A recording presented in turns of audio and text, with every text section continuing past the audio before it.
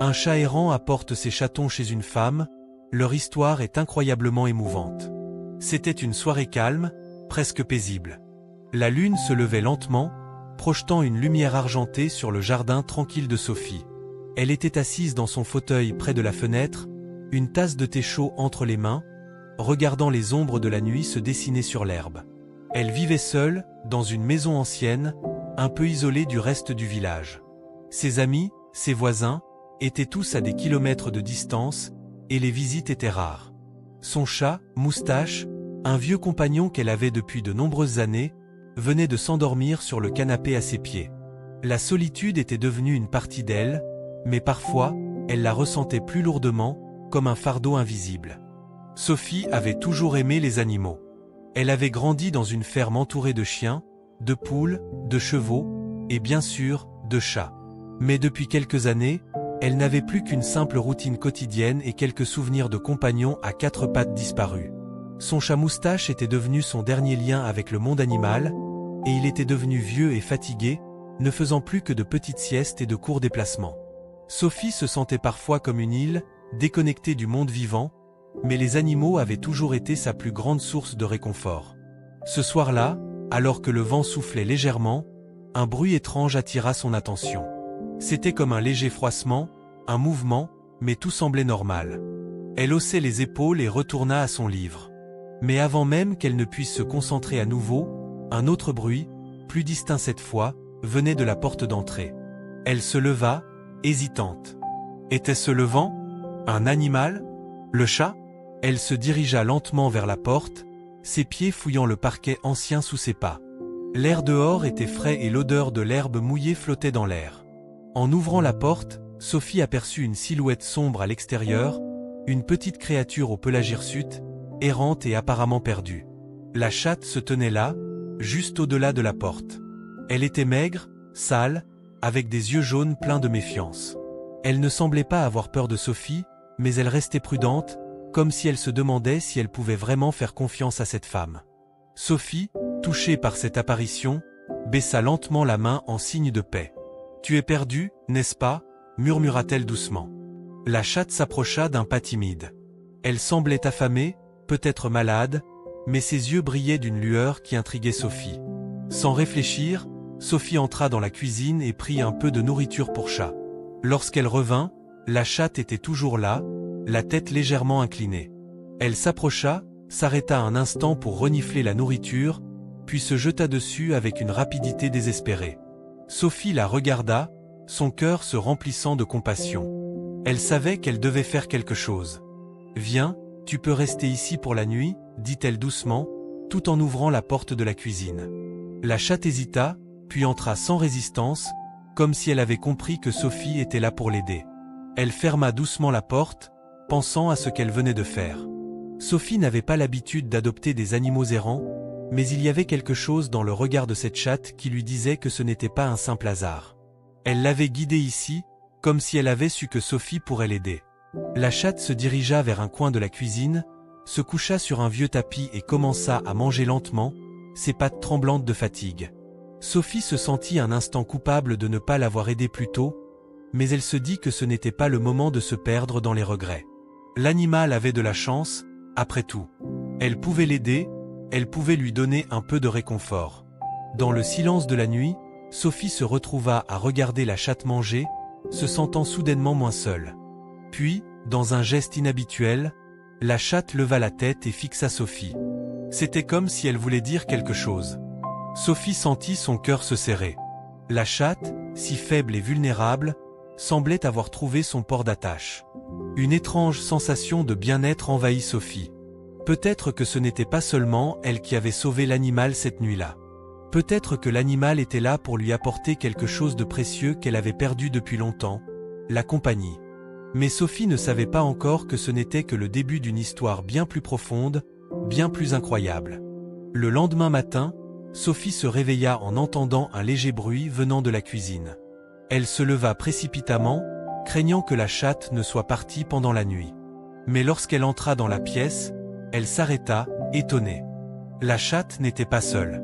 Elle avait amené avec elle 3 petits chatons, tous aussi maigres qu'elle, mais aussi fragiles et vulnérables.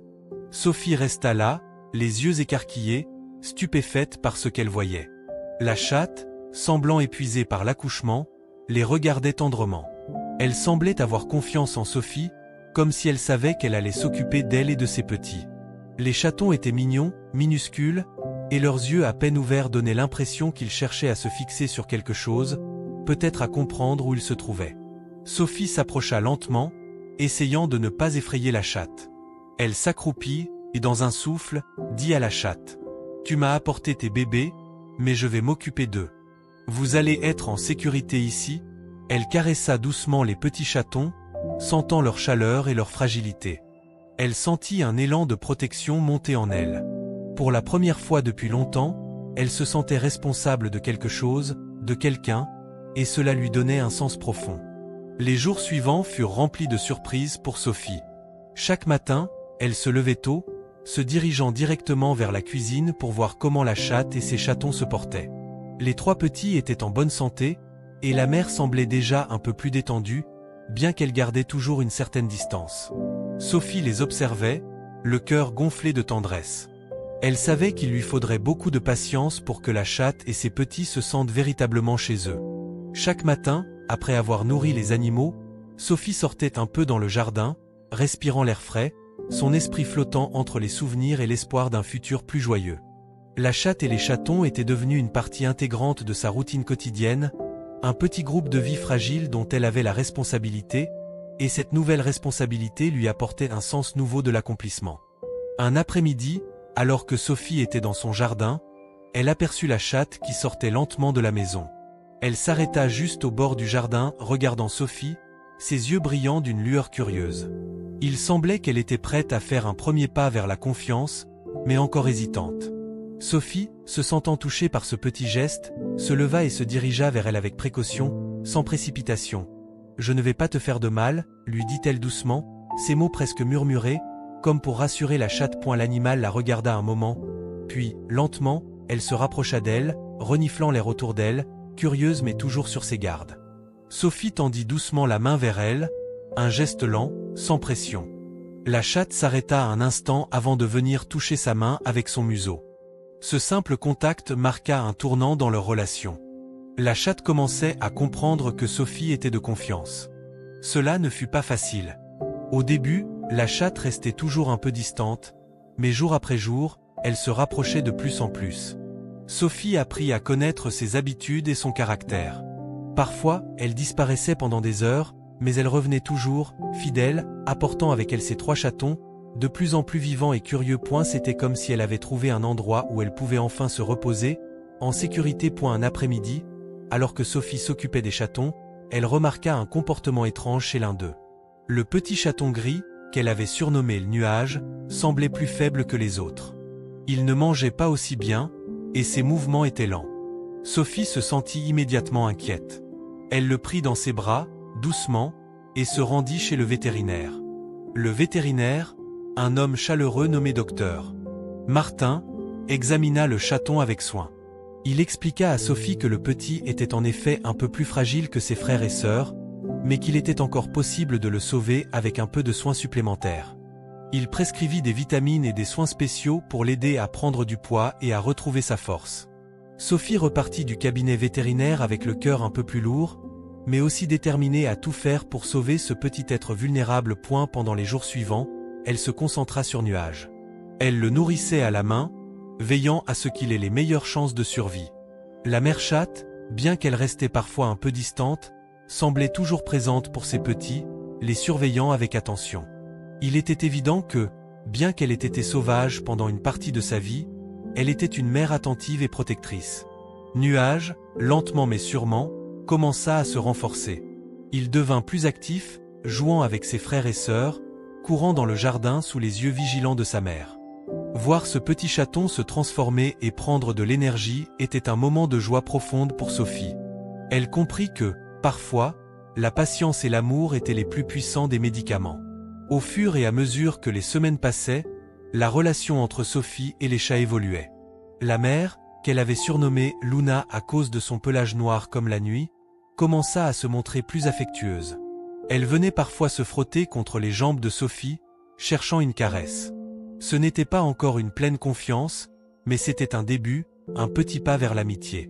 Sophie s'émerveillait de voir la transformation de Luna. L'animal qui était arrivé dans son jardin, épuisé, sale et craintif, devenait lentement une créature pleine de vie et de tendresse. Elle la voyait s'allonger près de la porte, se couchant sur les coussins doux de la cuisine, et elle avait l'impression que chaque geste, chaque ronronnement, chaque regard partagé faisait tomber un peu plus le mur de méfiance qui existait entre elles. Les chatons grandissaient bien, et bientôt ils commencèrent à explorer la maison, courant d'une pièce à l'autre, s'amusant à sauter d'une étagère à l'autre, créant une atmosphère de bonheur et de chaos autour d'eux.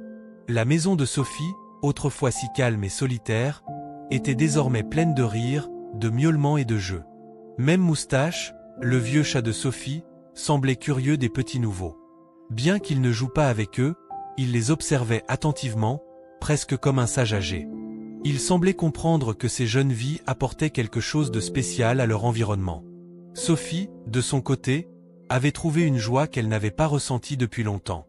Les chatons lui apportaient une légèreté qu'elle avait perdue avec les années. Elle souriait souvent en les voyant s'amuser, et les moments qu'elle passait avec eux étaient devenus les plus précieux de sa journée.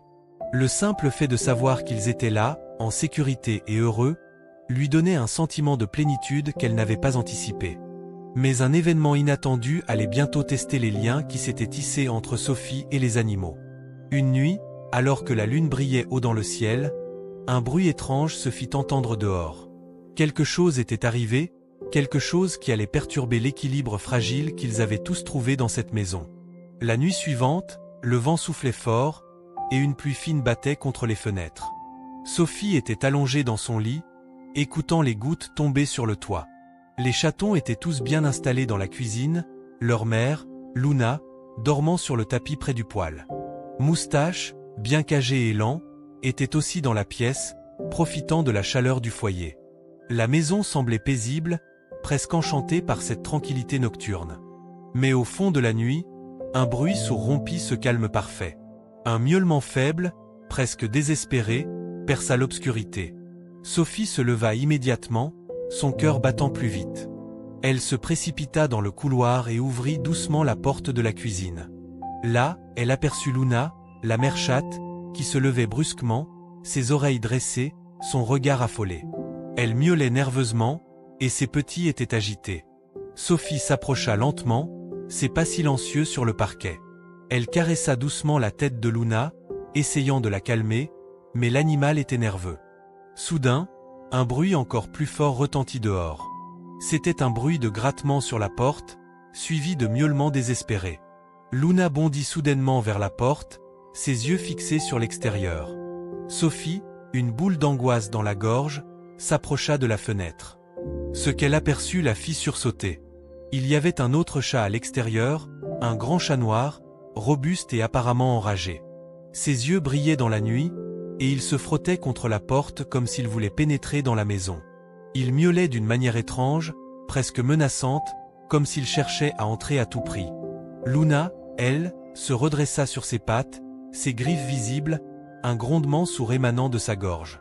Elle ne semblait pas prête à laisser cet intrus s'approcher de ses chatons. Sophie sentit une tension monter dans l'air, une menace invisible mais palpable qui étreignait la pièce. Sophie se précipita vers la porte et l'ouvrit lentement, s'efforçant de ne pas effrayer l'intrus. Mais le chat noir ne semblait pas vouloir fuir. Au contraire, il se rapprocha d'elle, avec une étrange lenteur, ses yeux perçants fixant Sophie. « Que veux-tu » murmura-t-elle doucement, bien qu'elle ait peur. Elle savait que ce chat ne venait pas en ami. Il y avait quelque chose de sombre dans son comportement, quelque chose d'anormal. Le chat noir se tourna alors brusquement vers Luna, un cri perçant sortant de sa gorge. Luna, avec un rugissement de défense, bondit vers lui, prête à protéger ses petits à tout prix. Mais avant qu'elle ne puisse s'approcher, Sophie se plaça entre les deux animaux, ses mains levées en signe de paix. « Stop !» cria-t-elle, sa voix forte dans le silence de la nuit. « Luna, viens ici !» Le chat noir recula d'un pas, mais il ne s'éloigna pas. Il semblait attendre, fixant Sophie, comme si elle était la seule barrière entre lui et ses objectifs. Sophie savait qu'il ne se contenterait pas de repartir. Il cherchait quelque chose. Elle appela alors doucement Luna, qui hésita un instant avant de revenir près de la porte, toujours prête à défendre ses chatons. Sophie, bien qu'effrayée, n'eut d'autre choix que de fermer la porte avec précaution. Mais le chat noir resta là, à l'extérieur, attendant dans l'ombre. Elle savait que ce n'était pas la fin de l'histoire. Pendant plusieurs nuits, le chat noir revenait. Il semblait fixer la maison avec une insistance inquiétante. Chaque fois, Sophie fermait les portes et fenêtres plus soigneusement, ne laissant aucune chance à l'intrus. Mais elle sentait que ce n'était qu'une question de temps avant qu'il n'y ait une confrontation plus directe. Luna, toujours protectrice, ne cessait de surveiller les petits avec une vigilance croissante. Ses yeux ne quittaient jamais l'extérieur, ses oreilles en alerte, prêtes à réagir à la moindre menace. Les chatons, désormais en pleine croissance, jouaient dans la maison, insouciants des dangers qui se cachaient à l'extérieur. Sophie souriait chaque fois qu'elle les voyait courir et se chamailler. Mais au fond d'elle, elle savait qu'un danger plus grand se profilait à l'horizon. Elle ne pouvait pas échapper à la vérité. Quelque chose ou quelqu'un cherchait à déstabiliser cette nouvelle vie qu'elle avait construite avec tant de soin et de tendresse. Un matin, après plusieurs jours d'angoisse et de surveillance, Sophie décida d'aller au-delà de la simple inquiétude. Elle devait découvrir ce que cet étrange chat noir voulait. Elle enfila son manteau et se rendit dans le jardin, prête à affronter ce qu'elle pensait être une menace. Mais lorsqu'elle ouvrit la porte, le chat noir était là, juste en face d'elle. Il ne miaulait plus, mais il la fixait, ses yeux brillants comme des braises. Sophie sentit un frisson parcourir son échine. Elle s'arrêta un instant, hésitant. Mais une force intérieure, un instinct de protection pour Luna et les chatons, la poussa à avancer. « Qu'est-ce que tu veux de nous ?» demanda-t-elle, sa voix plus ferme qu'elle ne le croyait. Le chat noir la regarda un moment, puis se tourna lentement. D'un pas calme, il s'éloigna, se dirigeant vers le coin du jardin. Sophie le suivit, le cœur battant. Là, elle s'arrêta brusquement, ses yeux s'écarquillant de surprise. Devant elle, derrière une haie épaisse, se trouvait un petit terrier, un abri de fortune. À l'intérieur, un groupe de jeunes chatons, presque aussi petits que ceux de Luna, étaient là, abandonnés. Le chat noir se retourna vers Sophie, l'observant silencieusement. Ce n'était pas une menace. C'était une demande. Le chat noir n'était pas un intrus, il était le père des chatons perdus. Il voulait que Sophie prenne soin d'eux, qu'elle les sauve comme elle avait sauvé Luna et ses petits. Sophie se tenait là, sous le ciel gris, ses mains tremblantes alors qu'elle observait les chatons abandonnés dans le terrier. Le chat noir, son regard perçant toujours fixé sur elle, attendait, comme si la décision de Sophie allait sceller le sort de ses petites vies. Sophie inspira profondément. Elle savait qu'elle ne pouvait pas ignorer cette demande. Elle ne pouvait pas tourner le dos à des vies innocentes, encore plus fragiles que celles qu'elle avait déjà accueillies. « Je vais les prendre », murmura-t-elle, presque pour elle-même. Luna, qui observait la scène de loin, s'avança, ses yeux curieux.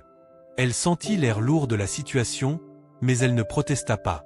En fait, Sophie pensa qu'elle semblait presque comprendre. Luna se rapprocha lentement des chatons abandonnés, puis se coucha près du terrier, veillant sur les nouveaux arrivants avec une sérénité protectrice. Sophie, quant à elle, se pencha doucement pour prendre les chatons un par un. Ils étaient minuscules, leur corps frémissant de froid, leurs yeux fermés, encore trop jeunes pour comprendre ce qui leur arrivait. Mais ils étaient vivants, et c'était tout ce qui comptait. Avec précaution, Sophie les enveloppa dans une couverture douce qu'elle avait apportée avec elle. Le chat noir, apparemment satisfait de voir qu'elle acceptait sa demande, s'éloigna lentement, son regard calme et posé. Il ne semblait pas attendre de retour, comme s'il savait que ses petits étaient désormais entre de bonnes mains. Il se fondit dans l'ombre du jardin, disparaissant dans la nuit, laissant derrière lui une histoire encore plus compliquée pour Sophie. Elle rentra à l'intérieur, les chatons dans ses bras, son esprit envahi par un tourbillon d'émotions. Que ferait-elle maintenant? Elle avait déjà beaucoup à gérer avec les chatons de Luna, mais ces nouveaux petits, plus fragiles, avaient besoin de toute son attention. Alors qu'elle les installait délicatement dans un petit panier, elle se rendit compte qu'elle avait encore une fois pris une décision irréversible.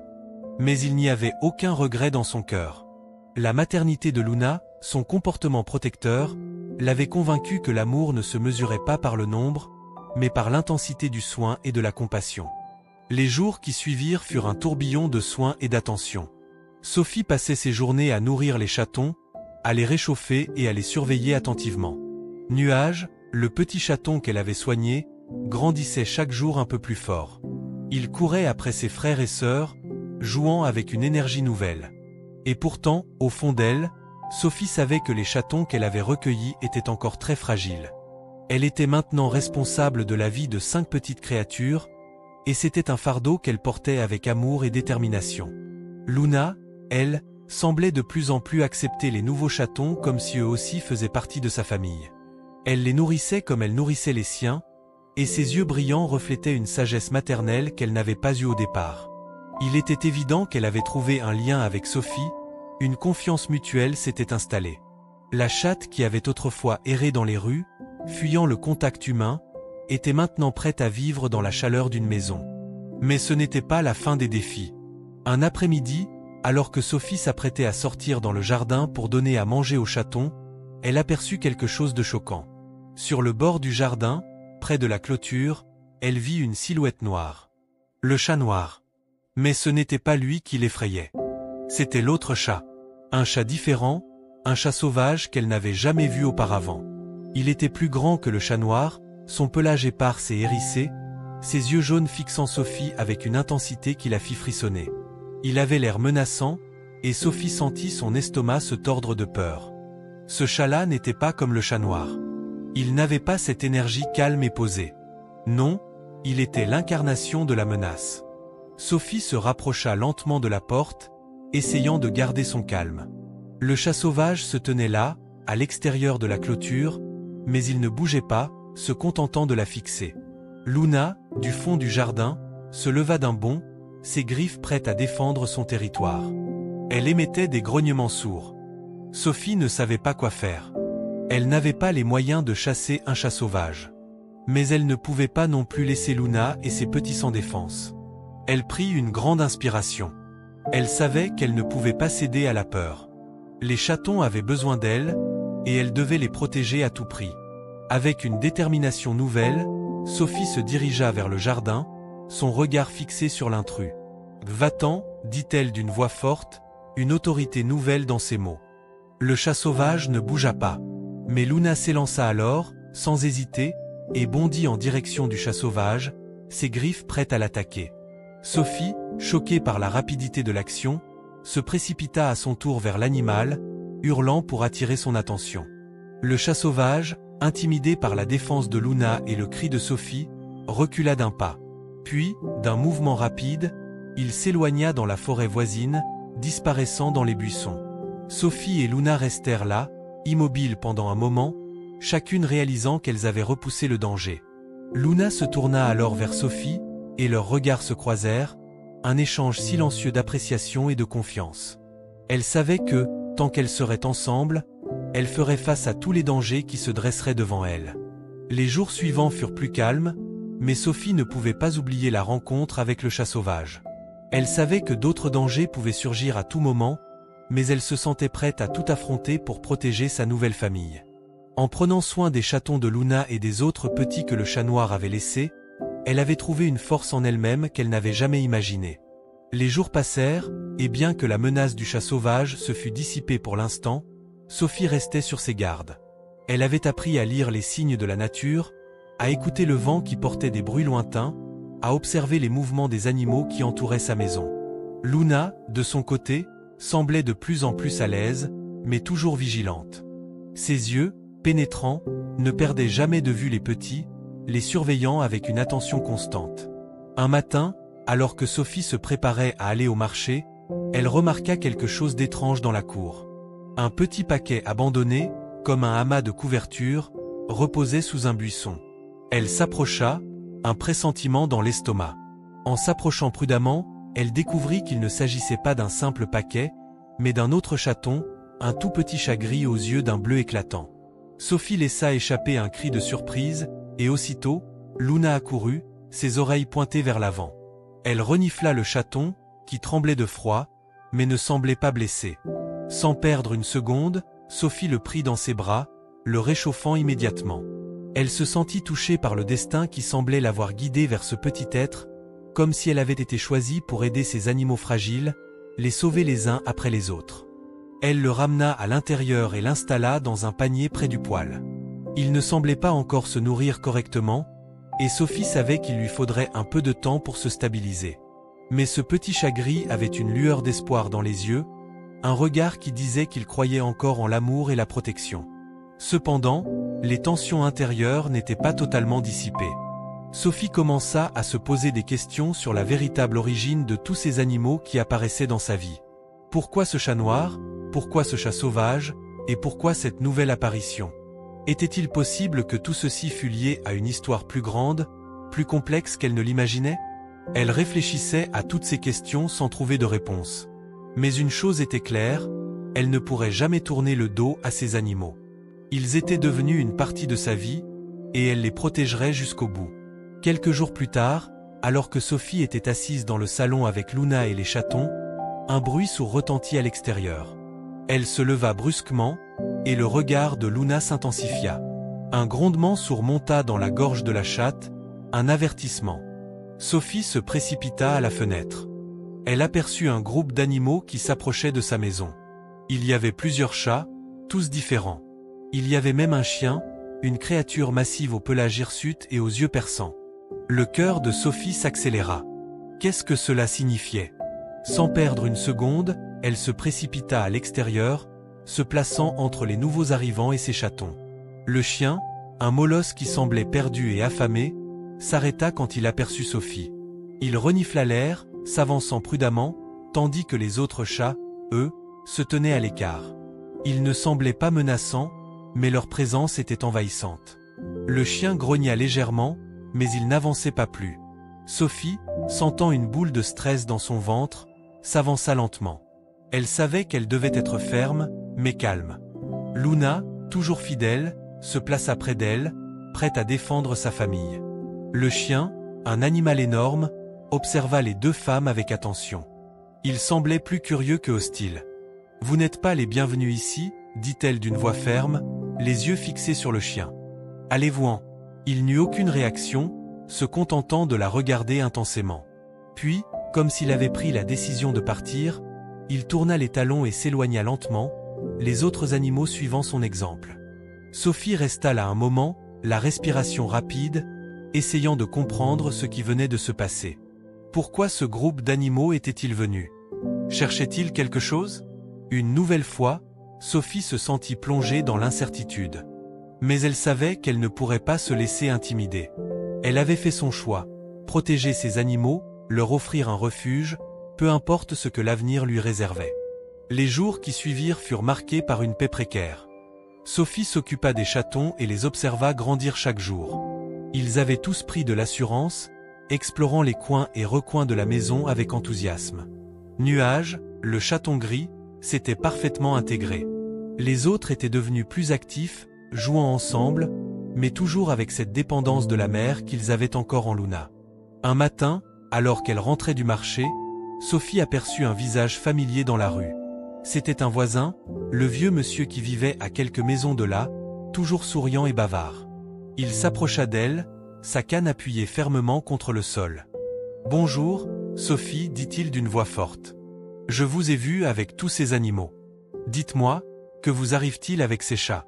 Il semble que vous ayez une véritable ménagerie chez vous. » Sophie rit doucement, enlevant la poussière de ses mains avant de lui répondre. « Oui, c'est un peu plus que je ne pensais, mais je ne pourrais pas les laisser dehors.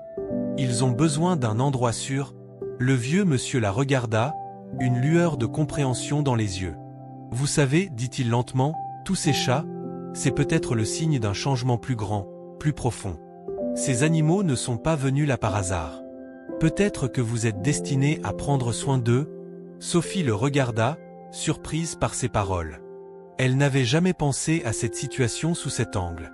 Peut-être que, d'une manière ou d'une autre, ces animaux étaient là pour lui rappeler quelque chose de plus important que le simple fait de les sauver. Peut-être que c'était aussi un message. Peut-être, répondit-elle, son esprit envahi par un flot de pensées nouvelles. Peut-être.